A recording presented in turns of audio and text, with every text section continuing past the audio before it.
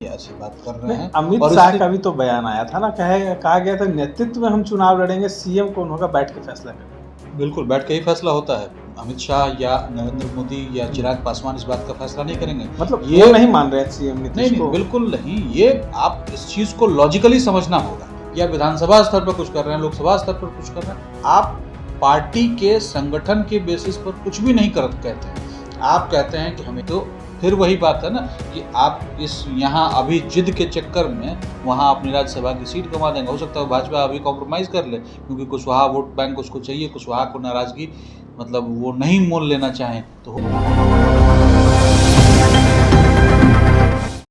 देखिए, आज चर्चा जो है वो चुनावी मूड में करने वाले, क्योंकि जिस तरीके से एनडीए में खटपट चल रही है, तो एक तरफ चिराग पासवान की पार्टी की तरफ से पोस्टर लगाए जाते हैं जदयू, बीजेपी और इनकम टैक्स के गोलंबर पर कि चिराग पासवान होंगे बिहार के नए सीएम। देखिए, कई दावे जो है वो किए जा रहे हैं। चिराग पासवान को उनकी पार्टी सीएम बता रही है, तो एनडीए कहती है कि चुनाव हम नीतीश कुमार के नेतृत्व में लड़ेंगे।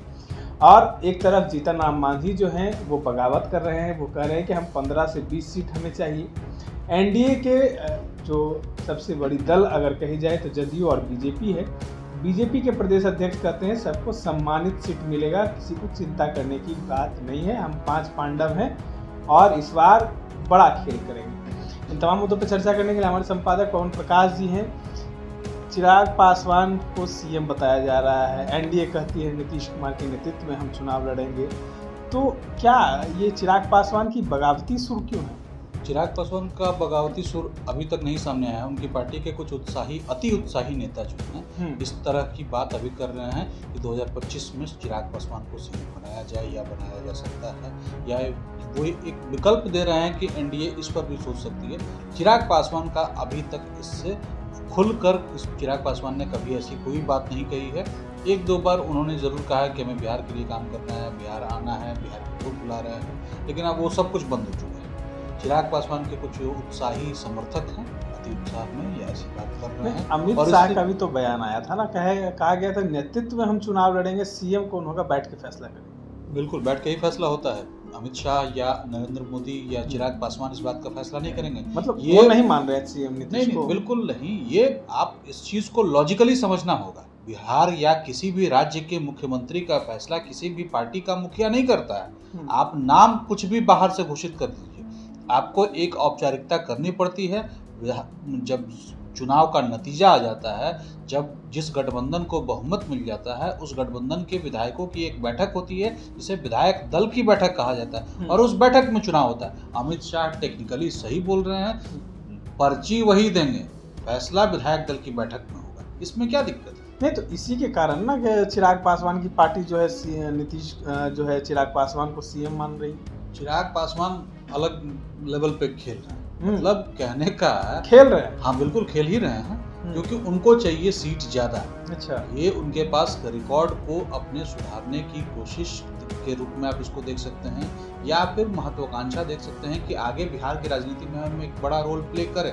लेकिन इसके लिए चिराग पासवान को जो करना चाहिए था उसमें कुछ बेसिक चीजें वे छोड़ दी। अच्छा, जैसे संगठन पर वो चिराग पासवान की कभी कोई बात आप नहीं देखेंगे कि आप अपनी पार्टी के संगठन पर क्या कर रहे हैं, पार्टी के संगठन को बढ़ाने के लिए क्या कर रहे हैं। जिलों में कमेटी बना रहे हैं, प्रखंड स्तर पर कमेटी बना रहे हैं, पंचायत स्तर पर कुछ कर रहे हैं, या विधानसभा स्तर पर कुछ कर रहे हैं, लोकसभा स्तर पर कुछ कर रहे हैं। आप पार्टी के संगठन के बेसिस पर कुछ भी नहीं कहते हैं। आप कहते हैं कि हमें चाहिए इतनी सीटें, हमें चाहिए ये चीज़, हमें चाहिए वैसी चीज़। चिराग पासवान के समर्थक भी उसी लायक हैं, और वो भी कहते हैं हमको चाहिए मुख्यमंत्री, हमको चाहिए उप मुख्यमंत्री, हमको चाहिए ये, हमको चाहिए वो। अरे भाई, संगठन कहाँ है? छोड़ दोगे? अगर एनडीए छोड़ दे तो आप लड़े थे 145 सीट पर, 1 सीट मिली थी, वो भी विधायक आपके रुक नहीं पाए। मतलब सरकार बनी नहीं थी कि वहाँ चले गए। तो कहने का मतलब ये कि चिराग पासवान को अभी जो सरकार में आने के लिए या बिहार में पैर जमाने के लिए जो करना चाहिए था वो उन्होंने नहीं किया है। उन्हें उनके पास सांसद है, विधायक के मामले में अभी भी बहुत पीछे हैं, 0 पे। नहीं, एनडीए में कहा जाए तो जीतन राम मांझी भी कह रहे हैं कि हमें 15 से 20 सीट दीजिए, हमें उतना सीट चाहिए। मतलब दबाव जीतन राम मांझी भी बना रहे हैं, चिराग पासवान भी बना रहे हैं। जो है नीतीश कुमार कंप्रोमाइज करने को तैयार नहीं चिराग है। पासवान जो दबाव बना रहे हैं वो साइलेंटली बना रहे हैं। और अच्छा। मांझी जी जो हैं, जीतन राम मांझी, वो लॉजिकली बना रहे हैं। उनका कहना है कि उनकी पार्टी को इस राज्य में एक मान्यता प्राप्त राजनीतिक दल होने का अधिकार है और उसको एनडीए गठबंधन कैसे पूरा करता है वो उसकी समझ है। 20 सीट मांझी अब नहीं मांग रहे, अब मांझी मांग रहे हैं 15 सीट। तो 20 से 15 पर वो आ चुके हैं। आने वाले टाइम में वो 10 पर भी आएंगे, 8 पर भी आएंगे, 7 पर भी आ सकते हैं। मतलब घट जाएंगे। घटना ही है, ऑप्शन नहीं है। क्योंकि आप ये समझ कर चलिए कि 200 सीट प्लस माइनस 2-4 सीट ये एनडीए में जदयू और भाजपा रहेंगे और बाकी को उसी में हिसाब किताब बिठाना है, चाहे वो चिराग पासवान हो, उपेंद्र कुशवाहा हो, जीतन राम मांझी। उपेंद्र कुशवाहा तो पूरी तरह से साइलेंट हो गए। एक बार उन्होंने कहा था कि हमें भी सम्मानित सीट मिलना चाहिए, क्योंकि कई लोग जो हैं उनको हराने में बीजेपी के कई बगावती लोग जो हैं उनका हाथ रहता है। देखिए, उपेंद्र कुशवाहा के पास ज़्यादा विकल्प नहीं है। अगर वो इसमें ज़्यादा हाथ पैर मारेंगे, मतलब बिहार विधानसभा चुनाव में अगर भाजपा के गले की हड्डी बनने का प्रयास करेंगे तो उनका राज्यसभा का टर्म खत्म होगा और उसके साथ ही उनकी पॉलिटिकल विदाई भाजपा सुनिश्चित कर देगी। राज्यसभा में जाने के लिए विधायकों की संख्या चाहिए और उसके लिए भाजपा पर ही उन्हें निर्भर रहना होगा। लोकसभा चुनाव तो 2029 के पहले तो नहीं होगा ना। वो फिर से आपको काराकाट से चुने जाने के लिए उन्हें कम से कम 2029 का इंतजार करना पड़ेगा। 4 साल के बीच में ही उनका खत्म हो जाएगा राज्यसभा का टर्म। अगर आपको केंद्र की सत्ता में रहना है या फिर आपको दिल्ली पटना को साधे रखना है तो आपको कुछ ना कुछ तो चाहिए। तो फिर वही बात है ना कि आप इस यहाँ अभी जिद के चक्कर में वहाँ अपनी राज्यसभा की सीट गंवा देंगे। हो सकता है भाजपा अभी कॉम्प्रोमाइज़ कर ले, क्योंकि कुशवाहा वोट बैंक उसको चाहिए, कुशवाहा को नाराजगी मतलब वो नहीं मोल लेना चाहें तो हो सकता हो कि कुछ सीटें 2, 4, 5 सीट, 6 सीट, 7 सीट जो भी दे दें, लेकिन बाद में कुशवाहा जी की फिर विदाई है। आपको क्या लगता है कि इस असमंजस की स्थिति में क्या महागठबंधन को इसका फायदा पहुंचेगा? महागठबंधन को फायदा पहुंचेगा अगर महागठबंधन फायदा इसका लेना चाहेगा। महागठबंधन को भी अपने सीट जितना सिर फुटअव्वल इधर है उतना ही सिर फुटअव्वल इधर भी है। सीट फुटअव्वल इधर हाँ भी तो बिल्कुल है। राजद और कांग्रेस की जो स्थिति है आप लगातार देखिए, राजद और कांग्रेस की के बीच हेल्दी मतलब रिलेशनशिप अभी के डेट में नहीं है। वोटर अधिकार यात्रा में जो केमिस्ट्री दिखी थी उसके बाद से धीरे धीरे वो अलगाव की तरफ चल रहा है। तो अलग नहीं होंगे लेकिन फिर तो 16 तारीख को केमिस्ट्री एक साथ दिखने वाली है ना। बिल्कुल एक निकलेंगे। मेरे कहने का मतलब ये नहीं है कि एक वोटर अधिकार यात्रा जो 1 सितंबर को समाप्त हुई उसके बाद से दोनों अलग अलग हो, बिल्कुल अलग अलग नहीं हुआ। लेकिन केमिस्ट्री जो दिखनी चाहिए, जो दोनों के बयानों, जैसे हम और आप आज अगर बात कर रहे हैं किसी एक टॉपिक पे तो 10 दिन बाद अगर कुछ बात करेंगे तो उस टॉपिक पर हम दोनों कहीं ना कहीं तो अगर मिलेंगे ना, नजदीक आते दिखेंगे ना, लेकिन वो और दूर दिख रहे हैं कि इतने से कोई समझौता नहीं, ये फॉर्मूला होना चाहिए, कांग्रेस का लिए ऐसा चाहिए, आरजेडी का लिए नहीं हुआ तो हम अकेले लड़ जाएंगे, तेजस्वी करे 243 सीटों पर लड़ जाएंगे। अरे कुछ तो आप दिखाइए जिससे आप एक करीब आते दिखें। आने वाले टाइम में वो हो जाएगा, क्योंकि राजद और कांग्रेस बहुत दिन तक एक दूसरे से अलग नहीं रह सकते।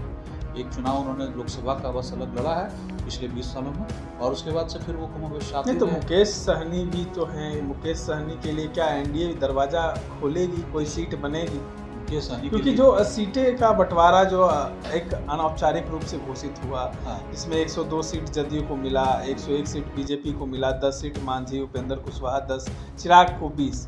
तो क्या लगता है कि अगर जो मुकेश सहनी है वो महागठबंधन से अगर बगावत करते हैं तो एनडीए में उनको सम्मानित सीट मिलेगा या नहीं? बिल्कुल नहीं मिलेगा। और आप ऐसे समझिए कि राजनीति में जरूरी नहीं है कि सबको अपने साथ मिलाकर ही रहना चाहिए। आज तेजस्वी यादव या मतलब चिराग पासवान कुछ दिन पहले तक ये आरोप लगाते थे ना कि मुझे हरवाया गया, नीतीश कुमार आरोप लगाते थे कि भाजपा ने चिराग पासवान के जरिए उनकी पार्टी को डैमेज किया, उनकी पार्टी के विधायकों को तोड़ने की कोशिश की, उनकी पार्टी के विधायकों को, कैंडिडेट्स को हराने की कोशिश की। तो अकेले भी लड़ा जाता है, अकेले लड़वाया भी जाता है। अगर ये अफवाह सच है कि भाजपा ने चिराग पासवान को पंप करके नीतीश कुमार को कमज़ोर करने की साजिश रची थी, ये साजिश आगे भी हो सकती है। बहुत बड़ा इशारा कर रहे हैं, मुकेश सहनी को अकेले भी लड़वा सकते हैं। तो मुकेश सहनी के पास विकल्प क्या है? अगर वो 60-60 पर अड़े रहे तो वहाँ तो टिकेंगे नहीं, और यहाँ जगह तो है नहीं, तो उनके पास अकेले या AIMIM और या किसी बसपा या किसी और दल के साथ गठबंधन के अलावा उनके पास कोई मतलब तीसरे मोर्चे के बाद तीसरा भी नहीं, चौथा मोर्चा बनाने के अलावा उनके पास तो कोई विकल्प भी नहीं है। 60 सीट उन्हें महागठबंधन में नहीं मिलेगी, ये आप किसी से भी गारंटीड तौर पे कह सकते हैं। चलिए देखिए, बड़ा खुलासा कर रहे हैं पवन प्रकाश जी, हमारे संपादक हैं। और देखिए, कुछ भी हो सकता है, तीसरा चौथा विकल्प भी बिहार में बन सकता है। इस तक तमाम अपडेट्स के लिए बने रहे इनसाइडर लाइव के साथ। धन्यवाद।